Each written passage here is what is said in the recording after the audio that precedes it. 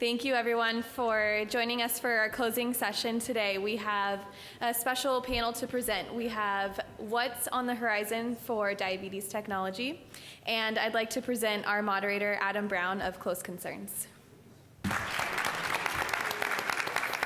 Oh, hit your butt. Cool. Hi, everyone. Great to be here. I feel really lucky to be up with this awesome panel. So my name's Adam Brown. I work at Close Concerns and Diatribe, and we write 2 newsletters, one for industry and one for patients. And I have the cool job of getting to travel around and learn about diabetes and write about it. So Peter has given me 5 minutes to give a sweeping overview of what I think is on the horizon for diabetes technology, so I'll go really fast.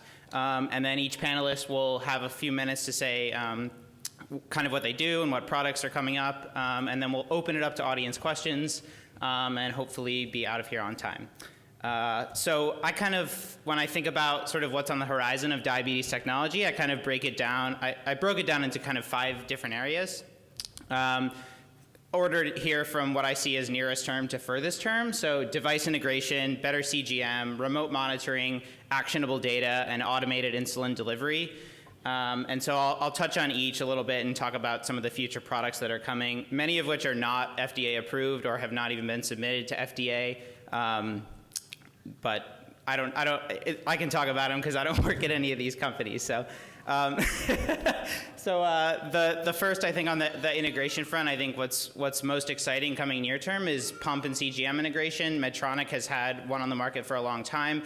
Dexcom has 2 pumps coming probably within the next year. One is the Animas Vibe, which should hopefully be approved by the end of this year, early next year.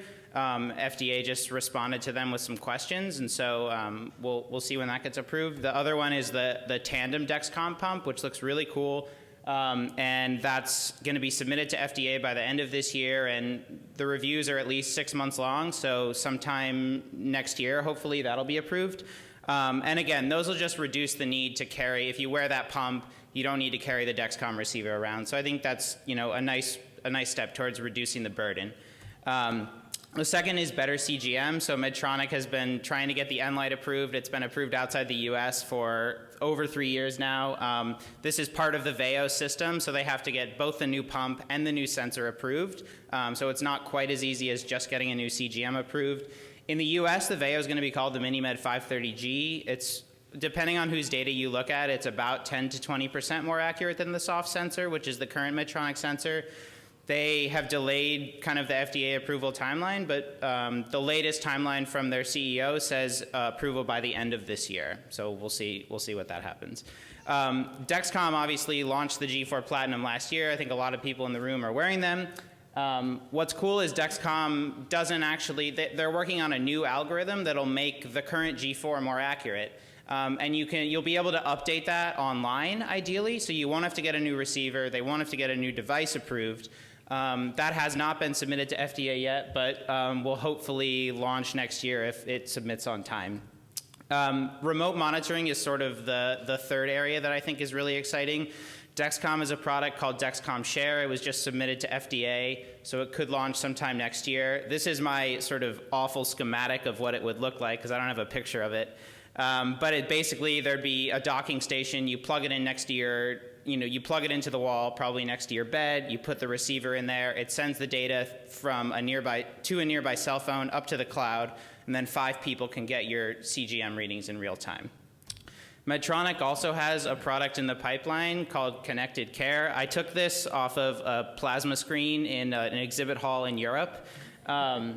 So there's no timeline. I probably shouldn't have taken this picture, but the idea is that it's a very similar concept. So there's this kind of hockey puck-like device, this black device in the center of the screen. It sends your pump and sensor data up to the cloud, and then you can get alerts on a smartphone app. So that's really cool. The fourth area that I think is coming, but is moving a little slower than I think all of us would like, is more actionable data. And I know this is a passion of Lane's, and I'm sure he'll talk a lot about it. But my dream world would be all this different data, CGM, blood glucose, insulin, all gets spit into this one program, and it spits out something very actionable for me. Hey, Adam, change your basal rate to 0.5 units an hour between these time periods. That, to me, would be awesome. I don't have to do anything.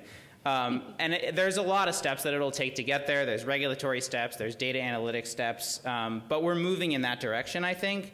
I think another thing that a lot of people are working on is trying to standardize how devices communicate to each other. So right now, all this data sits in silos: pump data, CGM data, meter data. It's vertical, it's closed, it's different companies, it's not standardized. And my hope is that, and I think a lot of people are working on this, especially JDRF and the Continua Consortium, and some panelists can probably talk about that, is it'll all go to the cloud in one standardized way, and you'll be able to access it, and in an actionable way. And then the last is kind of a bucket I'll call automated insulin delivery, the artificial pancreas, the bionic pancreas. So we asked our Diatribe Advisory Board, who's some of the world's leading endocrinologists, and we asked them, what are you most excited about in the next 5 years of diabetes? We did this in our 50th issue of Diatribe. It's probably one of the best pieces I've ever worked on at Close Concerns. And we asked them, what are you most excited about in the next 5 years? And overwhelmingly, it was the artificial pancreas, 53%, far more. Second place was better CGM, and then kind of there was a long tail.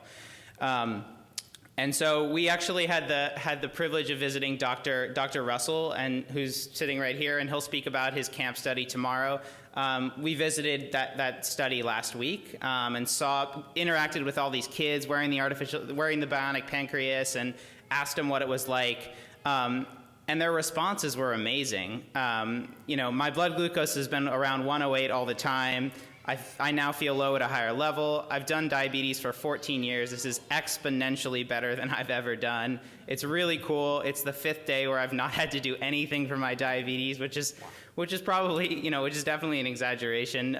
But it shows you the power of this technology to reduce the burden of diabetes and also improve blood glucose control, which is not something that we've seen so far in diabetes technology, right? So we have pumps, we have sensors. They improve control, but they also have kind of increased the burden of stuff that you have to do.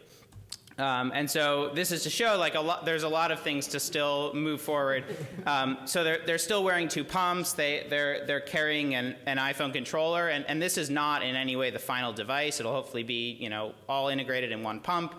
But that's to say that there's a lot of things that have to move in the right direction to get this to market. But it's really exciting to see that even in the research stage, it's really helping people improve their control and reduce the burden of diabetes.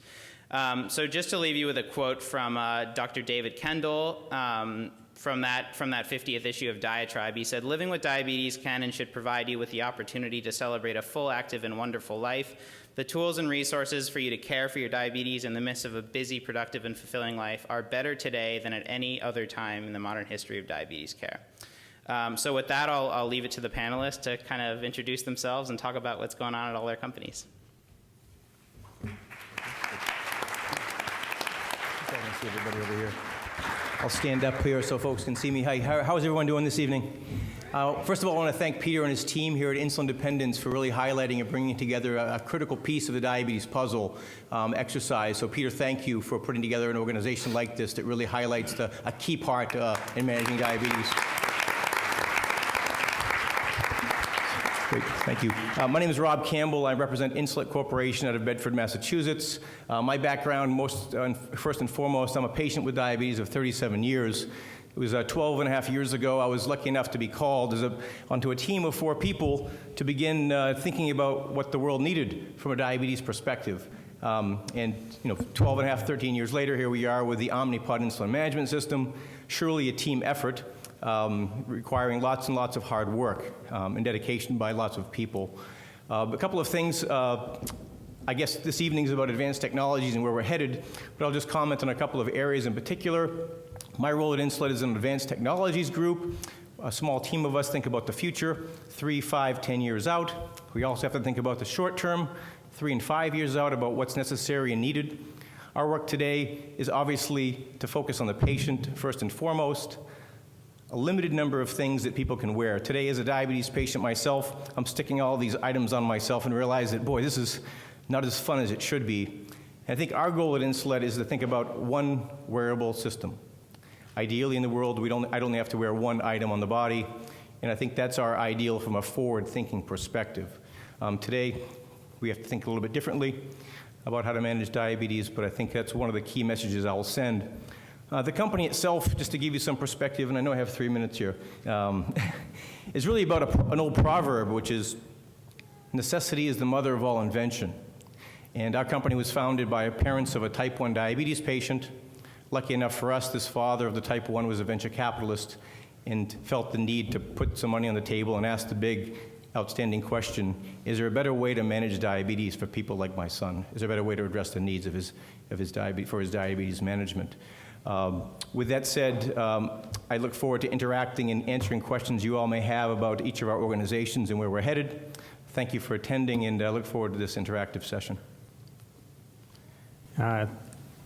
Thank you. So good afternoon, everyone. My name is Lane Desborough from Medtronic Diabetes. Diabetes came into our family's life 4 years ago when my son was diagnosed with type 1. And as a chemical engineer with 20 years of experience implementing and remotely monitoring automation in oil refineries and power plants, I said, why would I work on something so trivial as the world's energy problem when I could work on something more impactful to my son and the millions of people living around the world with diabetes? So just over 3 years ago, I joined the amazing team at Medtronic Diabetes and now get to leverage my skills and experience in things like closed-loop control and human factors and data science and system engineering on improving the lives of people with diabetes. I also am humbled by the level of physical activity in this room. I would not consider myself to be an athlete. In my spare time, I enjoy endurance running and sailboat racing. I'll be at the U.S. Men's Sailing Championships in Rochester next week, and then I'm running another marathon in a couple of weeks, the Ventura Marathon, my fourth this year, including Boston. When we talk about diabetes, it's all about chasing the number. The blood glucose roller coaster 24/7. Why is that blood glucose varying, and how can I reduce that variation are two questions which have confounded doctors, engineers, and people with diabetes for 100 years. I believe that the state of technology today has turned the answers to those questions from a mystery to a puzzle. So we have all the pieces on the table. Today, we just need to put them together.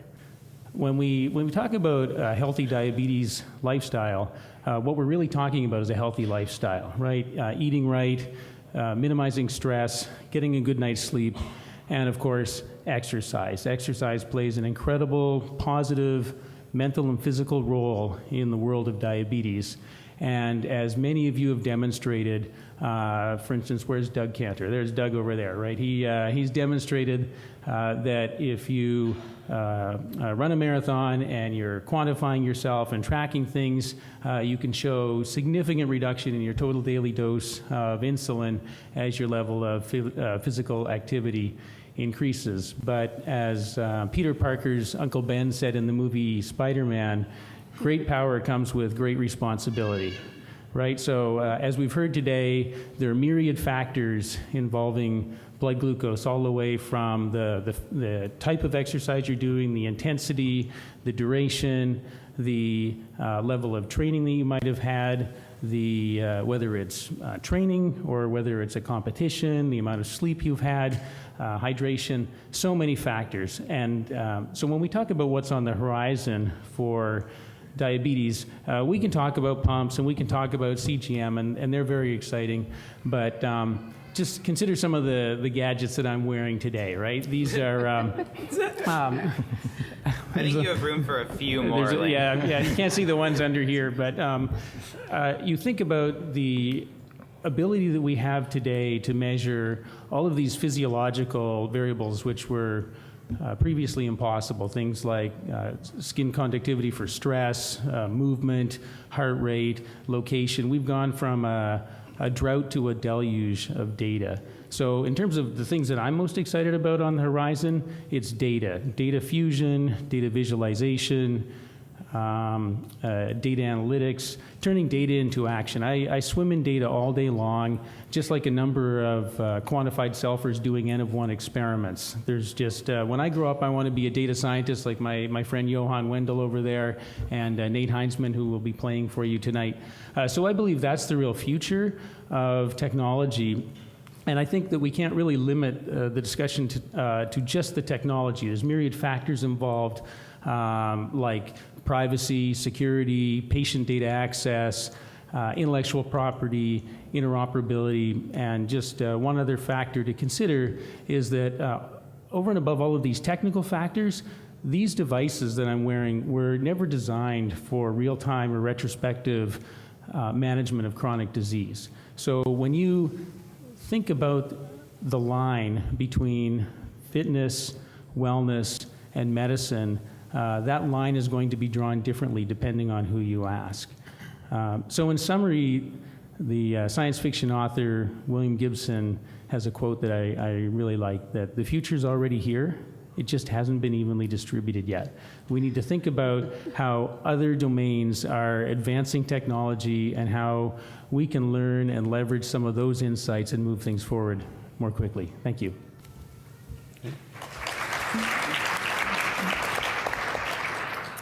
Good afternoon. My name is Peter Simpson. I represent Dexcom. I'm a Senior Director of R&D there, and I get the joy of going in every day and thinking about the future and building new products to help people with diabetes. As you know, hopefully many of you know about our product. Dexcom remains 100% focused on making the best CGM possible, and we have come out with our Gen 4 Platinum system late last year, and that system is doing some great things. It's really a step up in terms of CGM performance. It's about 20% better overall accuracy, 30% better in the hypoglycemic zone. And the other thing we really worked on with that system is reliability. 94% of these sensors last all 7 days. So it's not only more accurate, but also more reliable. But that's talking about what we have today. What we're here to talk about now is about the future. And what we remain focused on is really three key things. And that's about performance of CGM, convenience, and connectivity. In terms of performance, we have several generations that we're working on. First is an algorithm change, and that's looking at, I think you mentioned it before, about an additional 15% performance increase. And our goal really is to replace finger sticks. I think that's what we need to do in terms of CGM. We need to make this so reliable that you can trust it all the time, and that is our goal. So we have that coming out. We also have, Helmsley has recently funded the acceleration of the development of our Gen 6 sensor, which is really the next big leap. And there our goal is to replace finger sticks. So that's what we're targeting. In terms of convenience, that really comes down to a couple of things. It's in terms of integration. And so you mentioned a couple of things that we're working on. Integrating with the Animas Vibe, that's very exciting. That should be coming out later this year. Also integrating with Tandem, which we're very excited about. It's a great product and lots of usability improvements there. But we take that even to the next level, which is to integrate with some of the other things that you use all the time, which are cell phones. And so we're going to a mobile platform, and that's coming up in our 5th generation product. So before I go into that really starts talking about communication. The best thing in terms of convenience is reducing the burden of wearing CGM, getting the size of the wearable device smaller so it's less intrusive in your life, and also being able to connect with all these things that you wear all the time. In terms of communication, there's some exciting stuff going there. You mentioned the Share system, and that's essentially a cradle that you can connect into, and while you're sleeping, you can then have remote monitoring. Great product for parents with children with diabetes or for loved ones when you're traveling. That can have some great impact. But as I mentioned before, that is the first step in what we call our Gen 5 platform, in which we're going to improve the connectivity. So the next step after that is going directly to our cell phone. So you get rid of the display device, and that opens it up to real-time remote monitoring 24 hours a day, 7 days a week. So that's pretty exciting. In fact, we're going to be showcasing that technology in a race across Europe coming in a couple of weeks here, where we have about 30 to 40 riders, most of them diabetic, even some pro riders, that'll be wearing this device as they go from Belgium all the way to Barcelona. And you'll be able to real-time monitor their glucose as they ride across Europe. So it's really exciting technology coming down the pipeline. What's that? Online, you can see the different apps. Yes, as they're going through. So, like I said, the future is very bright. We're working on lots of exciting technology, and but what I'm here to do is not only tell you about what we're doing, but also listen to you, because most of the best ideas comes from you. So, if you have any great ideas, make sure you track me down afterwards, and I'll be here.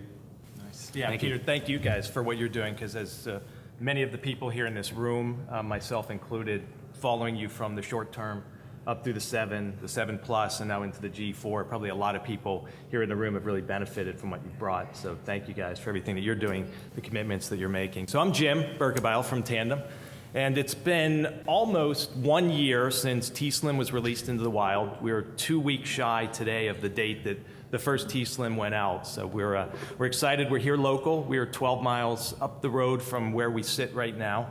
And since that time, we've really just been trying to catch our feet, to be honest with you. Since a year ago, we've more than quadrupled the size of the group that's out there to support you, both on the sales side and in the clinical side. We've more than doubled the size of the organization, trying to keep up so that we can support you, the folks who are going to benefit from this technology that we can deliver out. Also, earlier this year, we did announce 2 important partnerships. A large part of Tandem's vision is about we are pumps, we know pumps, we're going to continue to pursue pumps. There are a whole lot of other groups that are out there working in other areas, be it sensors with Dexcom, be it algorithms, be it bionic pancreases. Our vision is very much to partner with those other companies and really continue to develop our expertise in the pumping world, and then be open to partnering with people who are doing their own area of expertise so that we can come to better solutions, again, for people living with a condition that they never asked for and dealing with the demands of the condition that they never asked to deal with in the first place. So with that, we did announce 2 partnerships. The first was the partnership, which we've heard referenced today, with Dexcom to integrate the Gen 4 technology. That is an active program in line. In addition to that, another program which we announced in January, which we're very excited about, is a partnership with JDRF. And with that partnership, we are developing a pump that can deliver more than one hormone. We are agnostic as to what that hormone is, but a pump which can deliver more than one hormone is another product that we have actively under development. So at Tandem, I think many of you have seen what we do and what we've brought to the market, the kind of disruptive technology that we've introduced a year ago and it will continue to introduce. But I think really the heart and soul of Tandem is it's not just about the technology. Are we excited about the technology? Absolutely. Do we think that we've delivered something that the marketplace has been after? Absolutely, yes. But at the same time, Tandem as an organization recognizes that at the end of the day, it's not about the technology for technology's sake. It's about the person who gets the technology into their hands, is able to integrate it into their life, and then is able to find benefit from that technology. So all of our research efforts, all of our design efforts are really centered on trying to make sure that the products that we deliver are products that will help you get to where you want to be, that will help you find the balance in your life that you need to find between your diabetes therapy and your exercise and your home and your family and your spiritual life. Our goal is to provide products to you which are going to integrate into your life, that are going to get you to where you need to be. So with that, I think, look forward to the opportunity to hearing from you. Like Peter, we're here to learn as much as we are to stand on the mount and give any great pearls of wisdom. Thank you. Peter, thanks for inviting me to join this panel, and maybe it's appropriate I'm the only woman up here because I'm from a different industry from the folks at the table. And when I saw the quotations that Adam posted on the work that Dr. Russell's doing from the patients that were trying this new device, it reminded me of how fortunate I am in my job, because those are the types of comments I get to hear about every day. I'm Linda Morrow. I'm the COO at Profil Institute for Clinical Research, located in Chula Vista. And we are a clinical research institute that's dedicated to finding better treatments for diabetes and obesity.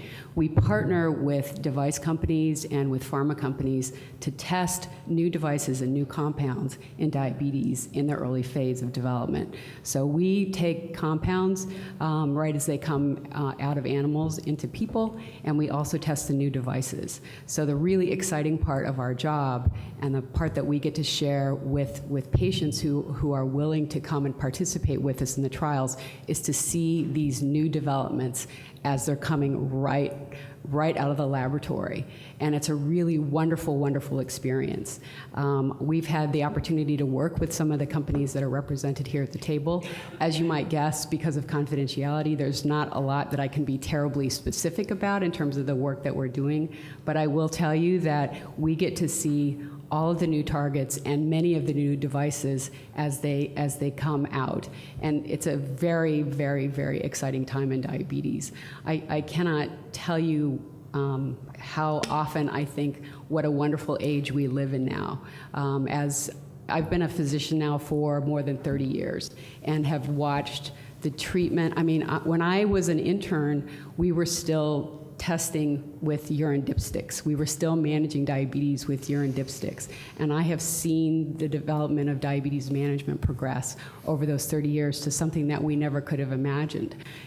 Henek's mother has works with us at Profil. She's our senior director of project management there, and she tells stories about managing Henek's diabetes. And Henek, hopefully you'll let me tell the story about trying to manage his diabetes as a small child and wringing out his diapers and dipsticking the urine to try to figure out what was happening with his diabetes. We've come such a long way, and the way that that has happened is through the new technology and new medications that are available now for treatment. But I will tell you that the only way that these advances happen is through the willingness of people with this disease to come forward and participate with us and partner with us to investigate these new developments. And all the guys at the table will tell you just how important that is to have the volunteers come out and work together with us.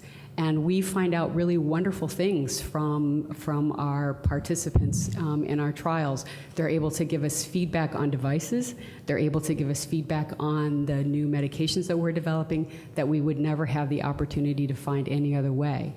When folks talk to me about how we might be able to bring medications and devices to the market sooner, the clear answer to that is that we have to get people to be willing to participate in trials to help us with this.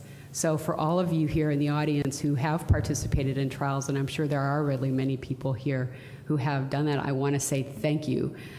For those of you who are thinking about it, this is an opportunity to ask questions, to learn what those trials might be like, and to learn how you can contribute and what advantages there might be to participating in those trials. So again, thank you for the opportunity to be here, and we look forward to answering any questions that you have about this. Great. Thanks to all the panelists.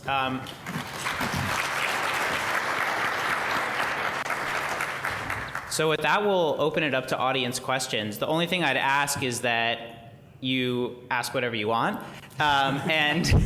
And please keep your questions short, because we are running a little bit behind on time. So really try and keep your questions tight and to the point. And I'd ask the panelists to keep their answers pretty tight. And with that, people can go up. Peter's. Yeah, and I'll repeat questions. I think we don't have a roving mic, so just shout it out. So Manny, I saw your hand first. I'm curious, this is mostly aimed at Peter and Lane. What's your vision for a world where we anticipate a world where we could have CGM that you don't need to calibrate, that just comes right out of the box and Yes. So the question is, what's your anticipation for a world with calibration-free CGM? Yeah, so I think he answered it very concisely and very well. Yes, absolutely. That is definitely a goal. It's the most convenient vision you can have for CGM. And interestingly, as we get to our next generation products, the error, we do these things called error stack-ups, and it turns out that a lot of our error now comes from our calibration, because finger sticks are not always accurate. So it turns out that we're kind of at that level where CGM is now starting to get better than finger stick meters. And just as a follow-up, what is the biggest challenge to getting there? So is that so we now have strips that are calibrated at the factory. Is it just manufacturing? Is it sensor membrane? Is it just R&D investment and time? Is it regulatory? What does that look like? Without getting into too much detail, I think it falls into three buckets. over and above the error introduced by the BGM and the fingerstick protocol, sensor design, sensor manufacturing, and sensor calibration algorithms. So all three of those areas are areas of very active interest. Yeah. I'll just add on to that. I completely agree. One of the biggest challenges with CGM is you have to deal with biology. And with strip meters, it's an analytical device that's out, it's in vitro, it's outside of the body. And here you have to interact with many different people's physiology. And so that is one of our challenges that we find is you can make something that works perfectly every time on the benchtop, and then you put it in 10 different people and it works just slightly different in each one of those people. So, but that's what we continue to drive in terms of our technology. Other questions? Yes, right here in the front. Implantable CGM. Optimistic, pessimistic, not working on it. I think that's the next logical step after something you don't have to calibrate is something that you can put in. And with any implantable device, one always has to think about consumables, right? So what's being consumed, and so that's another factor that the current glucose oxidase sensors do rely on a consumable. So there are a number of other factors that must be overcome before we get to that point, but absolutely that's on the horizon. And there was a press release a year ago about a study that was done, I think it was actually maybe not quite a year ago, about a study that was done by a local company called Glysense with an implantable sensor. So people are definitely working on that now. There's a company called Sensionics that's working on that. They implant, I think, either in the forearm or in kind of the upper shoulder or chest area. And they've tested it, I think, up to 6 months, and it's shown about comparable accuracy. But the challenge is,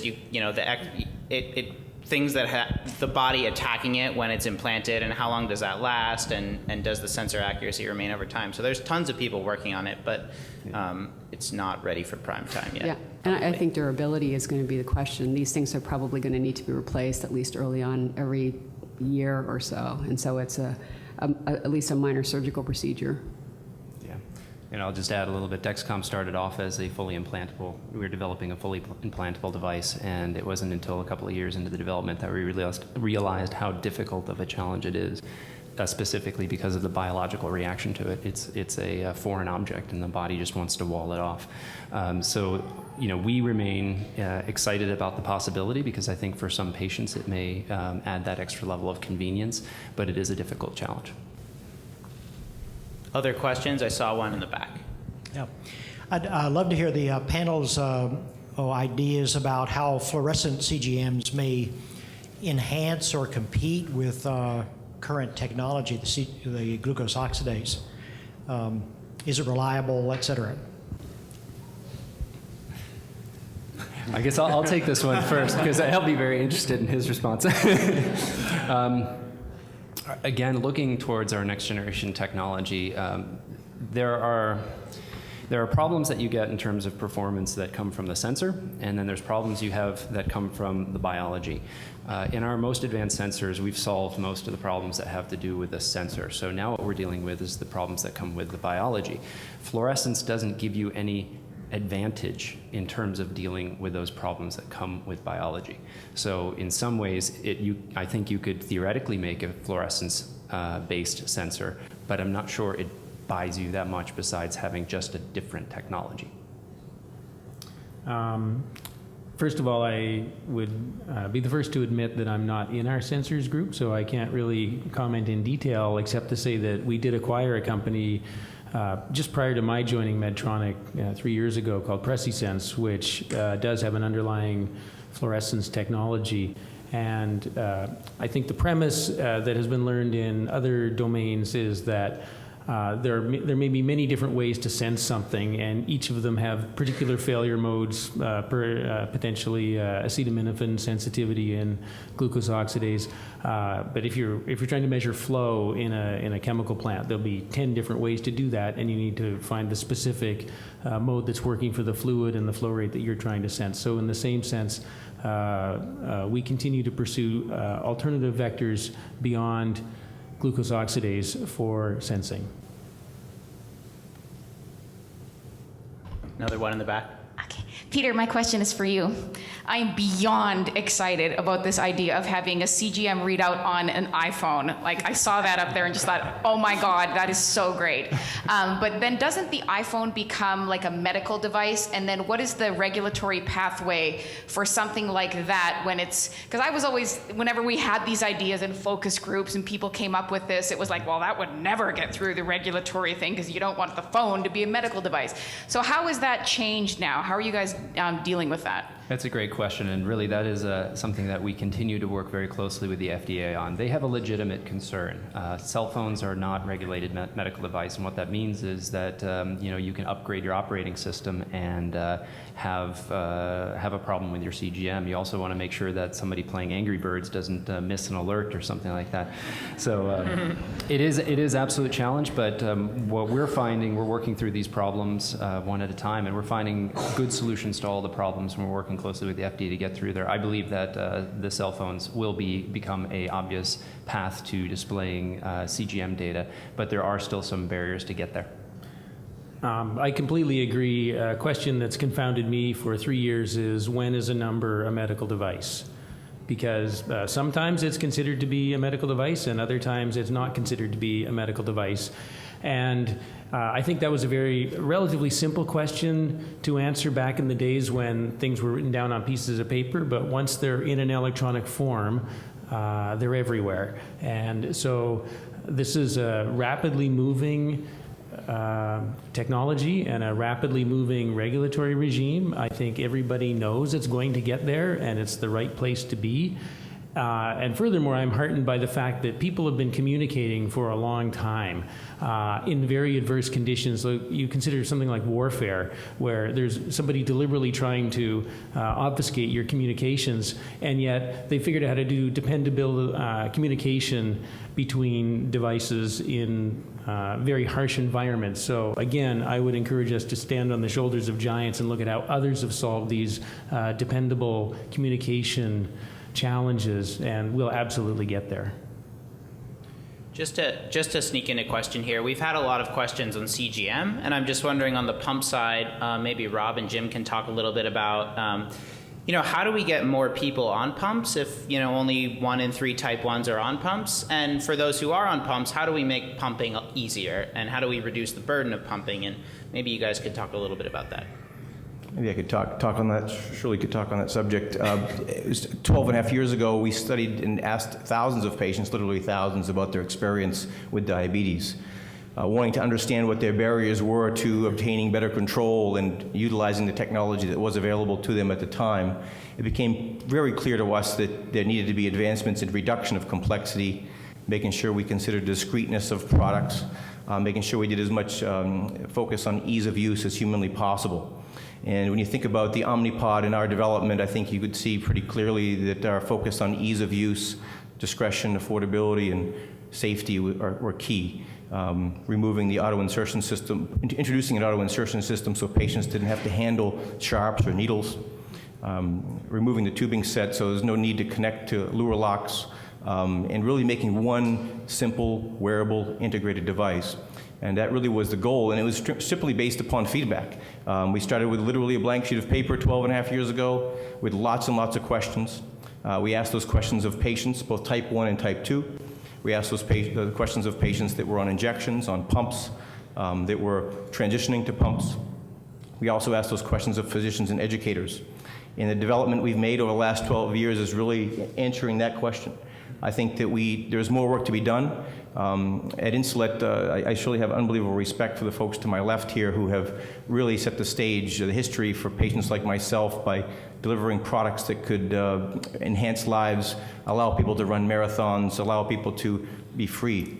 I think our job is to continue to think about the future, what patients want tomorrow and the next year and 3 years and 5 years out, to continue to focus on ease of use, living free with this horrific disease that we have to go through, but with a smile on our faces. As much as humanly possible. In addition to that, I think CGM is an interesting topic for us. We have an active project to integrate CGM. We strongly believed, as we did in 2000, 2001, that patients didn't want to wear more than one thing on the body. Maybe a crazy vision, but I can tell you today that vision is real. We are actively moving, I think early next year, into human feasibility studies with a fully integrated wearable system. There's a lot left to do. It's mainly an R&D project moving forward. In full disclosure, there's certainly hurdles and barriers we'll have to address as we move this forward. But again, we have to listen closely, as many folks here on the panel had noted earlier, to what the needs are of the patients living day in and day out with this disease state, and act and integrate and really dream big. Yeah, I would agree with that in many ways it starts with asking you, the patients living day in and day out, the parents, caregivers of children living day in and day out, getting to that community and being able to find out what are the actual needs. So rather than designing products by engineers for engineers, we start, again, with your blank sheet of paper, and you get out and you find out what the actual needs are. So in doing that, what we've discovered, and it's probably not as applicable to a group like this, who tend to be more out and open about their diabetes, but for many people living with diabetes, it is a mark of shame. It's something that's not openly discussed. It's not often discussed. And again, that's a completely different paradigm from what we have at a gathering like this, where we've got a group of people who are really committed to passing on knowledge that you've gained around diabetes and exercise, successful living, healthy living with diabetes. The vast majority of patients with type 1, unfortunately, aren't where you as a group collectively are. And so what we had heard again and again is that the pump can be a visible reminder of that shame, of that not wanting to disclose, not wanting to discuss. And much of our development effort was focused on that insight to say, if we can design a product which frankly looks and feels more like the other consumer devices, which those patients are interacting with in their lives day in and day out, whether it's an iPhone, an Android, the pods, that was going to be the reduction of a barrier which could bring more people into the pumping community. And we have seen that. We've seen that it's very interesting, the research that we've conducted. The two largest areas of unmet need are being met by Tandem and Insulet in the pumping space. And again, I think that's very much a result of being intentional about engaging with you, the people living with the condition. Maybe I could answer the second question if you don't mind. The second question is expansion of the market. And I think we also are aware at Insulet that diabetes doesn't just afflict us with autoimmune response. Type 1 diabetes. There's tens of millions of people out there in need of advanced devices to control their diabetes in the type 2 space. We recently announced a relationship with Eli Lilly on the development of a focused product to deliver concentrated insulin for these patients in that space as well. So as much as focused I have as I have lots of friends in the type 1 space, a lot of them here in the audience, a lot of role models that I've had when I was a younger guy 20, 30, 40 years ago. We have a strong interest too in meeting the needs of people with type 2 diabetes with easy to use products that can be that are easy to use, discreet, and affordable. Same focus there as well. If I could just quickly build on what Rob and Tim said. When we talk about the burden of diabetes, some of the obvious burdens are the physical burden and the financial burden, especially to people who don't live with the disease every day. But I think two areas that we don't talk about as much as we need to are the emotional burden of diabetes and the cognitive burden of diabetes. Diabetes is a thinking disease, and my favorite thing to do with cognitive tasks is outsource them to a computer because they don't get bored, they enjoy doing those tasks. And so I think this is really the role that data science and all of the amazing data that's coming off of your devices, that's the potential for the future for me, is thinking about how can we start to leverage computers to take on some of that cognitive burden, and that manifests itself in things like the closed loop, right, where we're taking a data stream from a sensor and causing it to do the dosing of insulin in a safe and effective way. So that's one manifestation of a reduction of one of these cognitive burdens, and there are dozens of others. Like, how do you help your clinician, who you only see once a quarter, if you're lucky, make some of those critically important decisions around basal rates, carb ratios, insulin sensitivity factors, because they are really under leveraged in terms of their ability to answer those questions with the available data today. Just to kind of wrap that up, I think that the best thing that we can do to expand the number of people who are using pumps is to have healthy pump companies that have different offerings out there for different patient needs. And so I think that that's probably the best thing that can happen, is that the pump companies that are out there continue to be healthy, continue to serve your needs, continue to listen to you, and continue to support your physicians.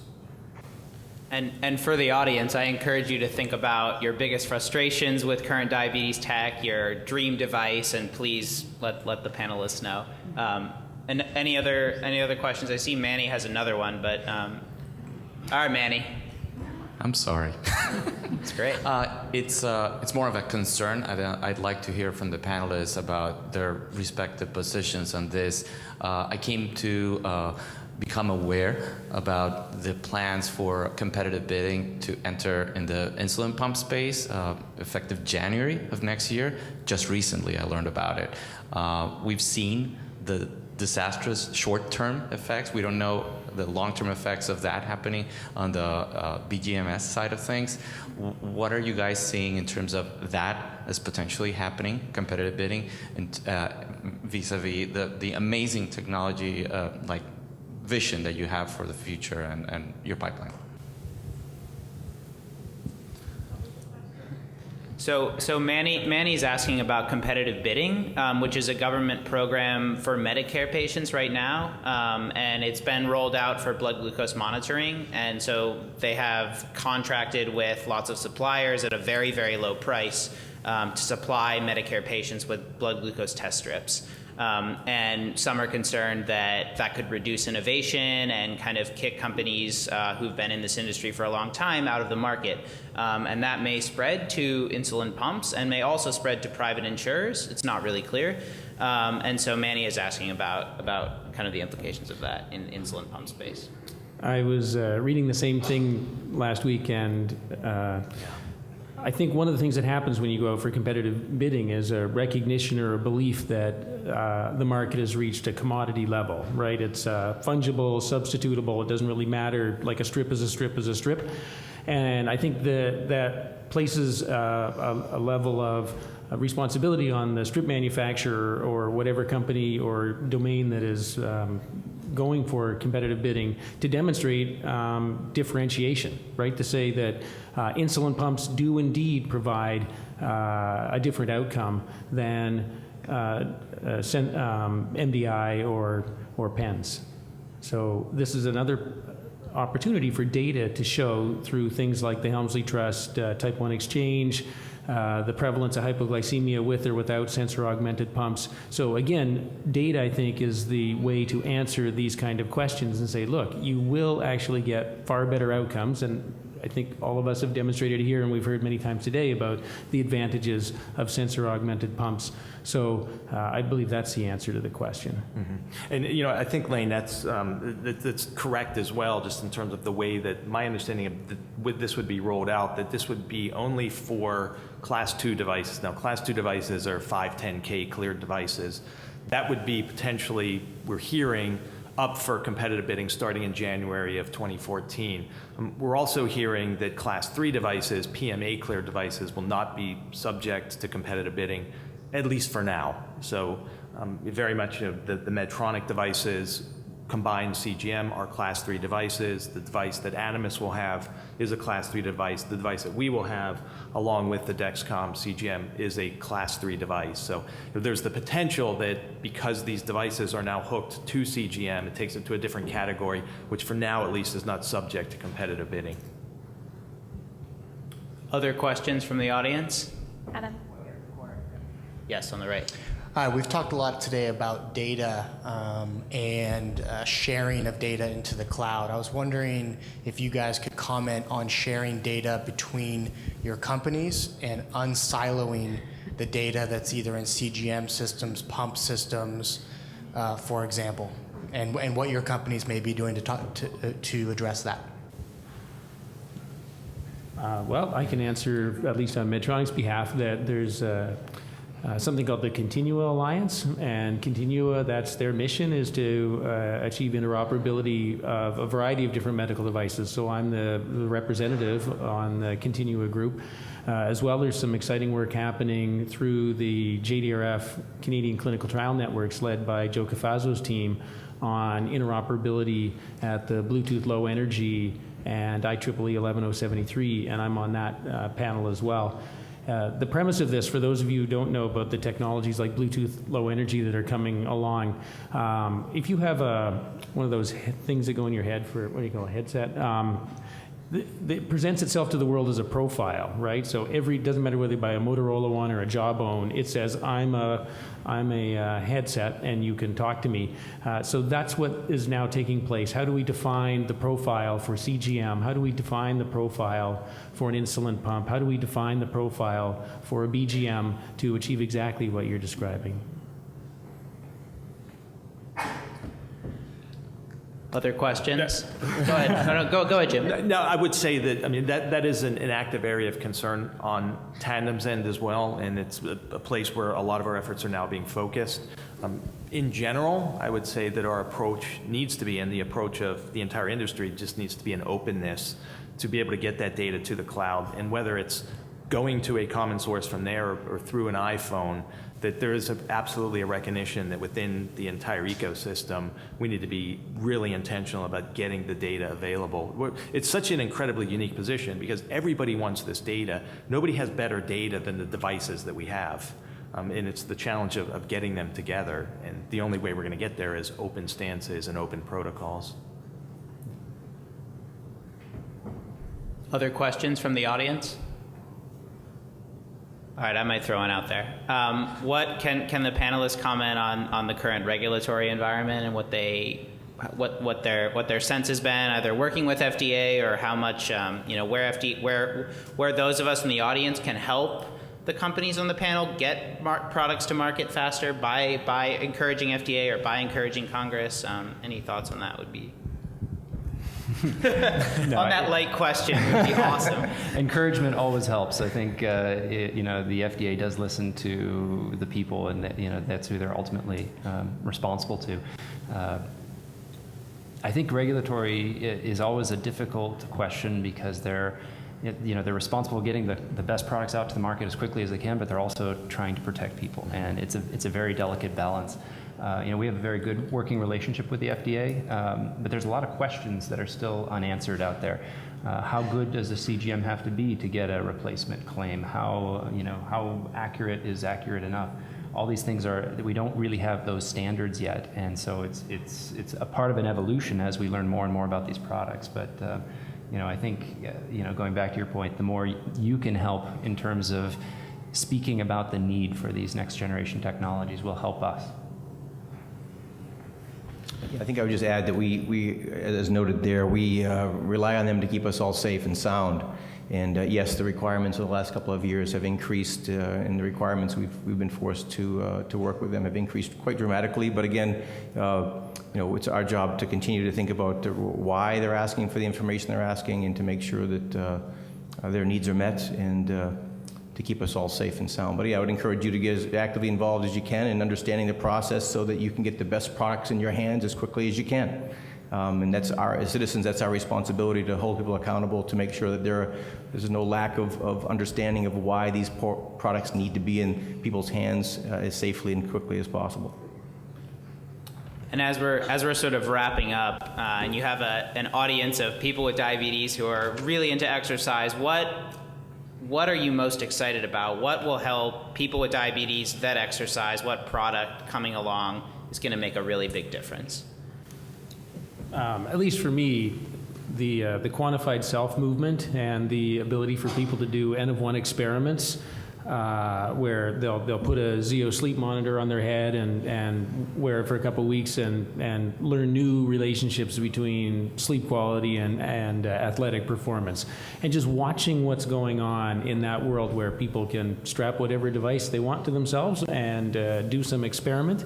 And then the potential to take that N of 1 and turn that into an N of 100 or an N of 100,000 and drive things forward. So I really think you guys are on the vanguard. I'm amazed amazed by the work that you are doing, and I'm looking more closely. I'll turn that question back to say I'm interested in how you guys are pushing the vanguard. So the Doug Cantors of the world and the Jana Becks who are discovering these new insights, please, you continue to do what you're doing, strapping yourself with devices and sharing and revealing new insights. I think I would comment. I'm most excited in the short term about products that can sense and dispense in one integrated device. I think for those people that are very active, managing one thing on the body is an ideal. I think for the longer term, I would just say that these semi-automated systems that really are sort of artificial intelligence devices that can better adjust my basals or tell me that my insulin carb ratio needs to be adjusted, or help me better understand what I'm not doing so perfectly with my diabetes that I might have been repeating for the last 3 or 4 months or 3 to 5 years. You know, we can think of this data management as a tool, hopefully, that can help us with these semi-automated systems. And I think the future, of course, we'd all like to dream of a cure, of course we would, but I think automated systems would be the next phase beyond that. But in the near term and short term and midterm, I think these semi-automated systems, relying on the data that's captured within each of our devices that we produce, really will manage and help us with our diabetes management. I think that's really ideal. Any thoughts from Peter and Jim or Linda? I'll just say, from a CGM perspective, I think athletes are some of the most in tune with their body and what their body needs, and that of the people that I've met. And CGM is a great tool to help you and help people know yourself the best and know what's going on in your body. But I think in terms of what's coming in the future and what will help sports the most are the systems where we're integrating it, making it more convenient for the patient to wear smaller devices and more compact data interpretation, like you were saying.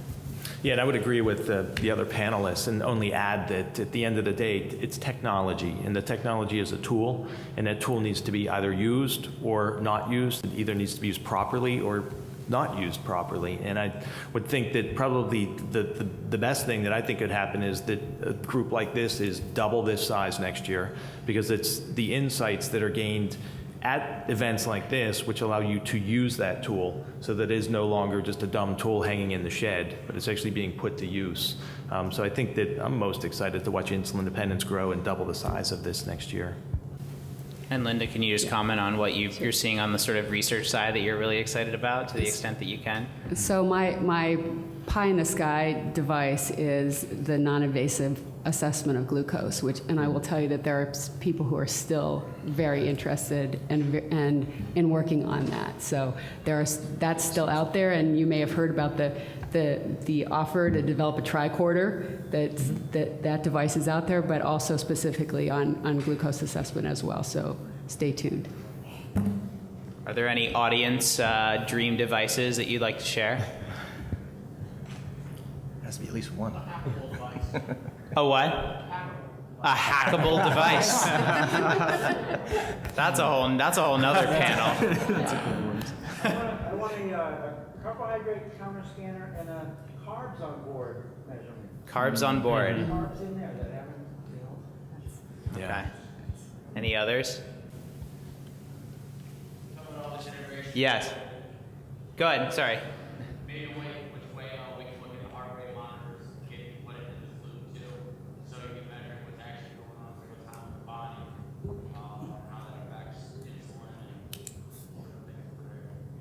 The question was adding heart rate data.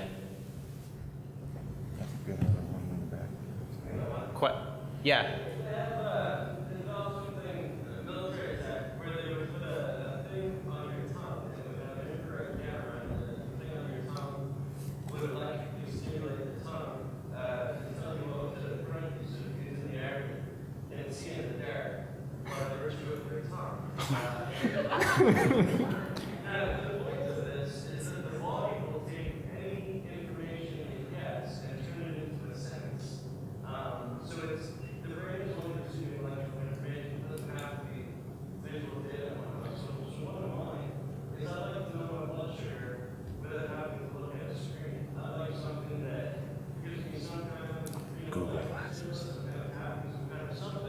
so that as I'm going through my day, I can feel my blood sugar going up just the way I can feel the temperature. But I don't have to look at anything.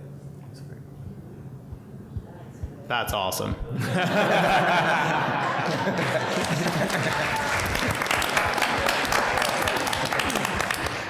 All right, well, yes. What about something that told you why your blood sugar is high? Or was from adrenaline, or if it was from too much sugar?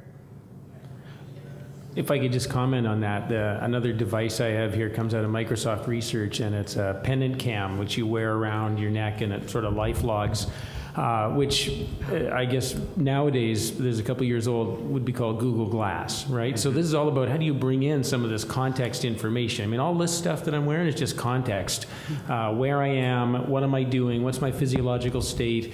So just looking at the major disturbances that are affecting blood glucose, you got your carbs, you've got your exercise, you've got your stress, and much of that can be tagged through geolocation or some of these more direct measurements. So I think you bring up a great point that CGM will tell you what happened, but it won't tell you why. And so how do we use some of these other devices for what we call feed-forward control in control engineering?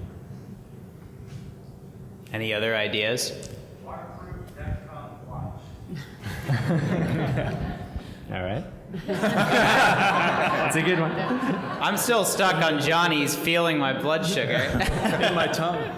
All right, well, maybe just to wrap up, if each panelist has kind of a minute of closing thoughts, feel free to chime in.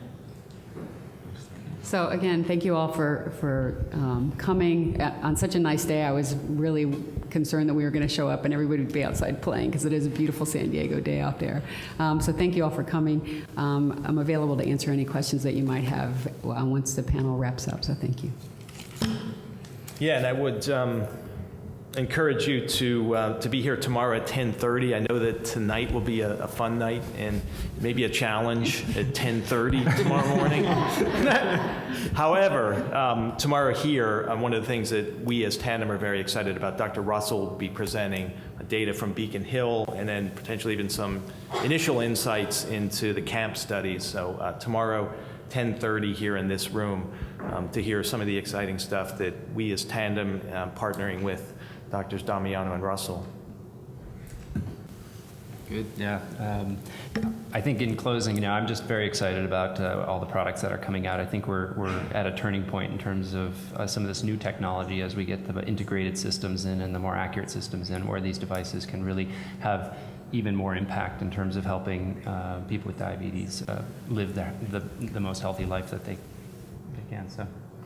As an amateur athlete, I continue to be puzzled by the myriad factors that go into performance. So stress, training, electrolytes, sleep. I think that there's an opportunity for the diabetes community to give back to the broader humanity insights that we have through the unique breaking of our closed loop, the fact that we do not produce endogenous insulin and that it has to be titrated from an insulin pump means we actually have a sensor and a way to measure the amount of insulin that our bodies are consuming when we're going about various tasks. And I think that's actually going to shed some incredible light for humanity as a whole, because we can't measure, if we don't have diabetes, how much insulin our pancreas is secreting. So I think there's some exciting times ahead for the diabetes community to contribute to humanity. I guess once again, thank Insulindependence and Peter and his team for pulling together a group like this focused on a key part of diabetes management.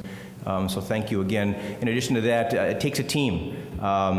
Each and every time it takes a team to win, and just know that I think I can speak maybe for some of you on the panel or most of you that it involves you, those people that live day in and day out with type 1. Please keep your feedback coming, including you over there. Maybe we should talk later. But please keep your feedback coming. It's the only way we improve. Demand improvements, demand and tell us what you want, and that's the way you're going to get it. So please know that you're all part of the team. Awesome, and I'd like to thank all of you for listening, thank Insulindependence for making this panel possible, and thank all of the panelists for bringing these products to market. It's profoundly difficult to bring a medical device to market, and so thank you for trying to make our lives easier as people with diabetes. So.